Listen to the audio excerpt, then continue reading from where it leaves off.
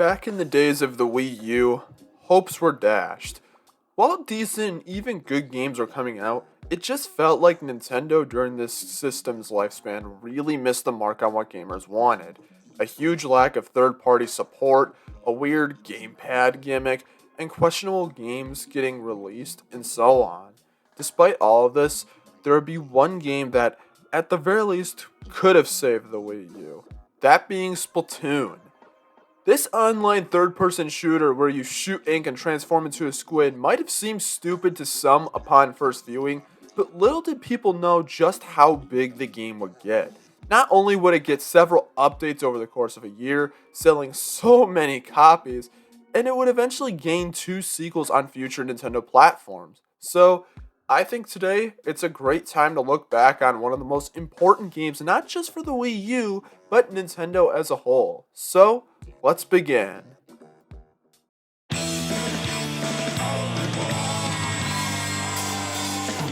Before we get into the Splatoon we all remember, let's touch lightly on its development. Now you might know that initially Splatoon was nothing more than a prototype where it was not squids but blocks of tofu that would shoot ink at each other. Yeah, this never lasted, and the characters would be changed several times, like bunnies and even Mario characters, though they would eventually land on the Squid Kids. Eventually, the game would get revealed at E3 2014 along with other games, would get several trailers over the next several months, before getting an early demo on the eShop called Splatoon Global Testfire, which was basically a demo that people could try out so that way they could try the online multiplayer for free at certain times, right before the game's release. And going into the game's files, there are several upon several things that never made it into the final game. Well, I won't go through everything, let's go through the more interesting stuff. For starters, several kinds of gear never made it into the final game, such as this headdress and this shirt. There were also seesaws that could have been in the maps. Yeah, no, not very interesting. But quite possibly the most well-known scrapped idea were playable Octolings. Yes, even as early as this game, through the aid of hacking, they were planning the idea of playable Octolings. However, it never happened. At least in this game. Eventually, they would become playable in Splatoon 2's DLC, the Octo expansion. And don't worry, I'll talk about that game and its DLC soon. Don't worry. So, now that I've given you a little bit of a history on the game as well as some of the stuff that never made it in, let's get to the main review, starting off with how the game looks.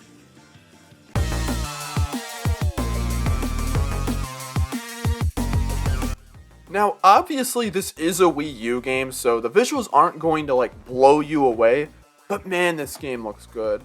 Always performing very well with never any frame drops. At least from what I've played, the game looks amazing, and that's mostly just because of the art style. This is probably one of Splatoon's biggest pros, as the art style is so damn good looking, and also different from other Nintendo series, but still being Nintendo. It gives that old school Nickelodeon vibe that I really like. Though I guess for a game where you shoot ink out of whatever weapon you have, I guess the game does have to be a bit more on the artsy side, right? The character designs are also pretty good, all looking very stylish, even the ones that aren't even squids but other sea creatures. Even beyond the game, art that has been made for the game is also very good. So good, in fact, that they made an entire book to catalog all of the art, called The Art of Splatoon, which I own, by the way.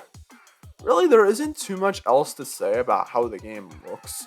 So, let's move on to how it plays.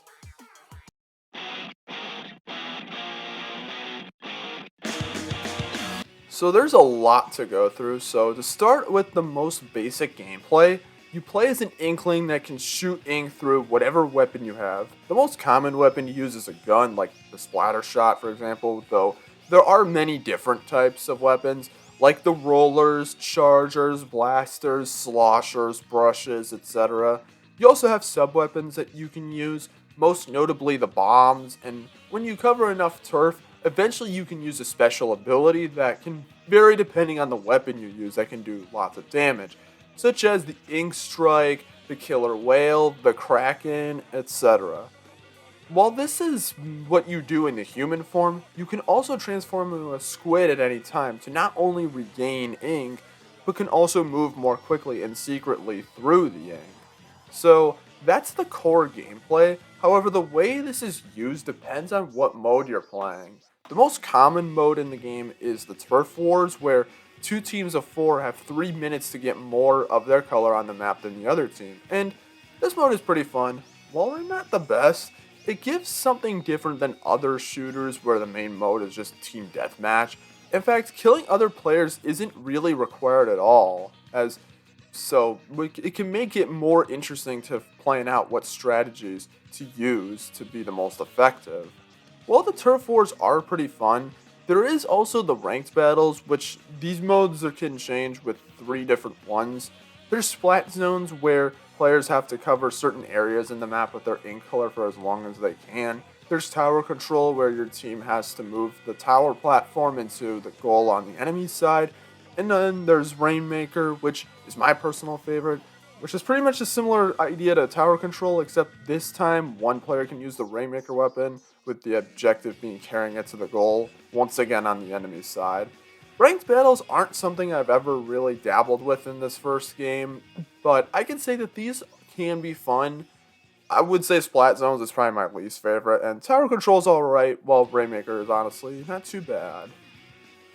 In fact, all the online modes are fun to an extent, though there are a few issues. For one, you can only play on 2 maps for every 4 hours, which can be annoying.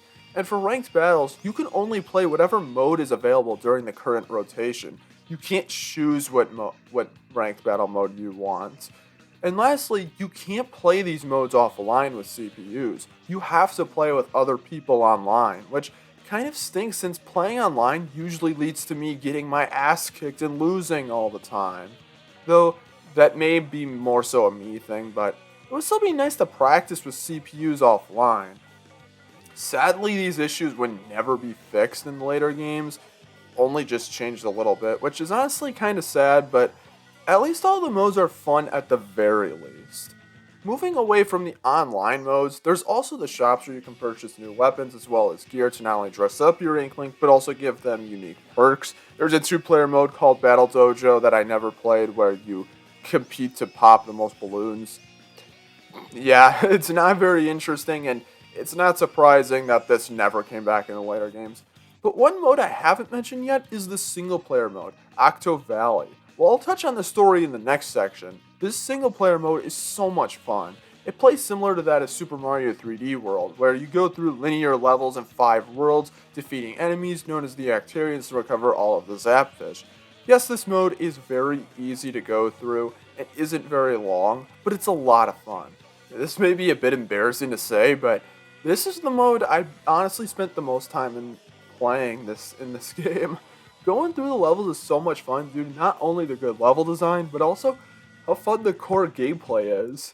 Overall, Splatoon is a lot of fun to play. Whether you're playing online or in the story mode, there is fun to be had. It obviously isn't perfect, but would still be something very different from other Nintendo games at the time and other shooter games at the time, giving Splatoon a lot more uniqueness. And to kind of continue on that, let's take a look at the game's story.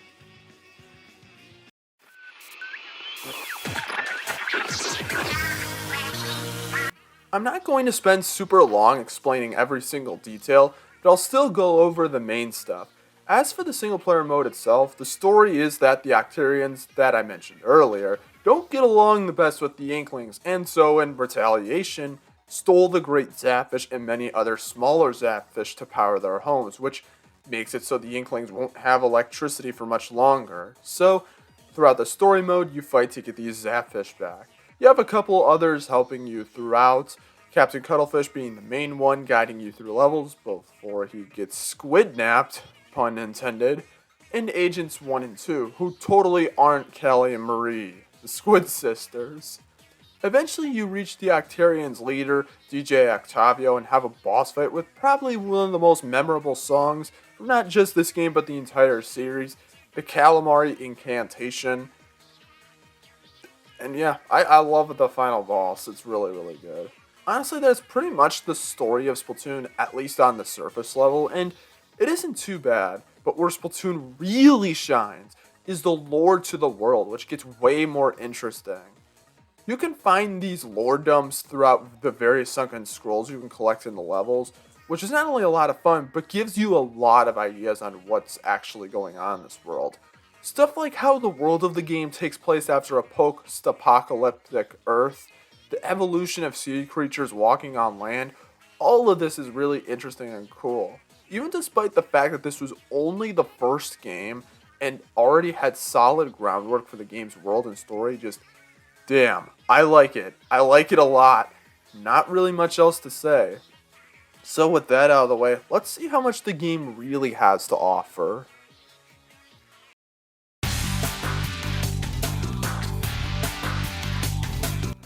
I've kind of touched on the content when explaining the different game modes, but to quickly recap, this game mostly consists of 4 battle modes you can play online, a 2-player mode that no one really cares for, as well as a single-player mode. The single-player mode, while fun, isn't very long and lasts only like 3 or 4 hours on your first run, or swim in this case, and while the online modes can be fun, the only real progression is through gaining more weapons and gear by leveling up. There is Splatoon amiibo that can be used in the game, which can unlock more single-player content, basically being the same levels from before, but now with a different weapon. Yeah, it definitely doesn't have that much content compared to other Wii U games at the time, but still, this game was very unique from those games, and besides, Splatoon was always primarily about the online, which other Nintendo games never leaned into quite as much. But due to how popular Splatoon was becoming, the content would continue to come out through updates. For at least a year, several waves of updates would come out, not only bringing new gear and weapons, but also new maps to play online. However, one of the coolest things Splatoon would do to keep players coming back are the Splatfests. Yeah, I could have talked about these in the gameplay section, but whatever. The Splatfests were such a fun idea as it made battling online have much more of a purpose, as now you were fighting for whatever side you pick. These Splatfests would consist of 2 sides to choose, with some of the topics being stuff like cats versus dogs, roller coasters versus water slides, early bird versus night owl, and even SpongeBob versus Patrick. Yeah, they actually had a Splatoon Splatfest, which was not only my first Splatfest, but also one of the coolest ones, in my opinion.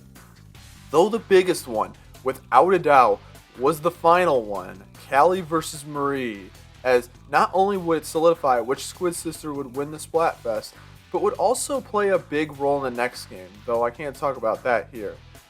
But I can say, let's go Team Marie. I was there the whole time. While these Splatfests usually consisted of me getting my ass kicked more than I was before, these were cool just for being a fun thing, and they also had a unique song that would play during the battle, so there was that as well. Hell, I still have videos up from years ago of me playing these, as well as reacting to the results. Simpler times. So, with that all the way, let's quickly touch on this game's music before concluding.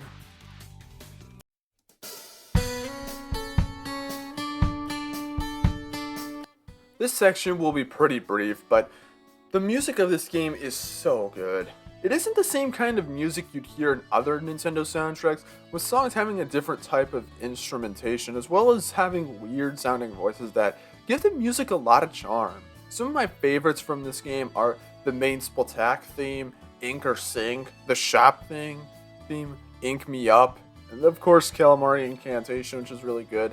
Seriously, if someone ever says that video game music doesn't count as actual music, they need to sit down with the soundtrack and learn their mistake, because the music in this game is the bomb. So, with that quickly out of the way, let's actually conclude the video.